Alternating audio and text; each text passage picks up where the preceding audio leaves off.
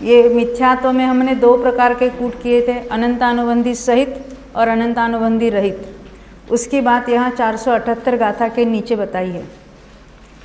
451 number का पृष्ठ है, पहला ही पैराग्राफ। अनंतानुबंधी की जिसके विसंयोजना हुई, विसंयोजना का अर्थ ख्याल है ना?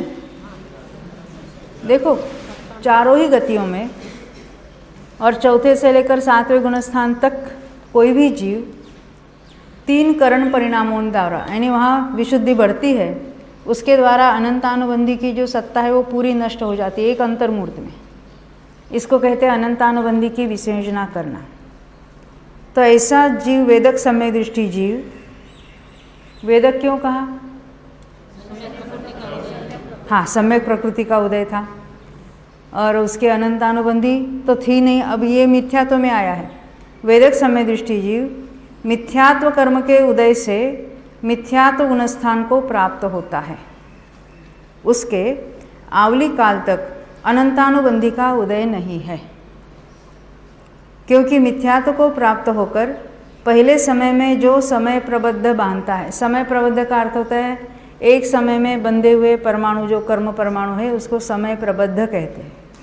प्रबद्ध, बद्ध है ने बंधे हुए, उसका एक आवली काल तक अपकर्षण द्वारा उदयावली में प्राप्त करने का सामर्थ्य नहीं है। क्या कहना चाहते हैं? इससे क्या सिद्ध होता है?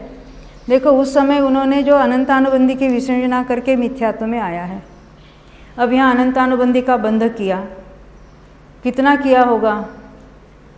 एकदम तो 30 कोड़ा कोड़ी का तो नहीं, 40 कोड़ा कोड़ी का होगा नहीं, मान लेते हैं अंत कोड़ा कोड़ी सागर का किया, क्योंकि अभी अभी मिथ्यात्व में आया है ना, बहुत ज़्यादा संकलेश नहीं है उसके, तो उसकी आबादा भी बहुत होगी।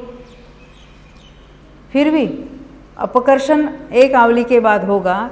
आबाधा कांडक में कोई निषेक रचना नहीं थी, परंतु एक आवली के बाद उदीर्णा होगी, अपकर्षण द्वारा उदीर्णा हुई और वो परमाणु का उदय भी शुरू होगा। उदीर्णा की बात पहले हमने सीखी थी ना। कोई भी कर्म बनता है, बनते समय उसमें आबाधा पड़ती है, आबाधा में कोई निषेक रचना नहीं है, फिर भी एक आवली के बाद ऊपर के निषेकों में थोड़े थोड़े, सभी निषेकों में से थोड़े थोड़े परमाणु नीचे आते हैं और आवली के बाद उसका उदय शुरू होता है। उदीर्णा के द्वारा उदय शुरू हो जाता है। ये नियम है प्रत्येक कर्म में। और उदीर्णा उसी की होगी जिसका उदय हो रहा है। नहीं तो आप कहेंगे वो सभी जितने बनते उसकी उदीर्णा होती है, नहीं, जिसका उदय है उसी की उदीर्णा होती है। तो यहाँ क्या कहा? आवली काल तक उसका उदय नहीं है, आवली के बाद उसका उदय शुरू हो जाता है। आयु में तो बनते ही उसके अपकर्षण नहीं होगा, क्योंकि उसका उदय नहीं है। बंधी हुई आयु का उदय तो इस भव के मरण के बाद में होगा, तो उसमें ऐसी उदीर्णा नहीं। परंतु जब से उसका उदय शुरू हो जाएगा, आयु कर्म में भी हर समय उदीर्णा चलती है, मरण के एक आवली पूर्व तक।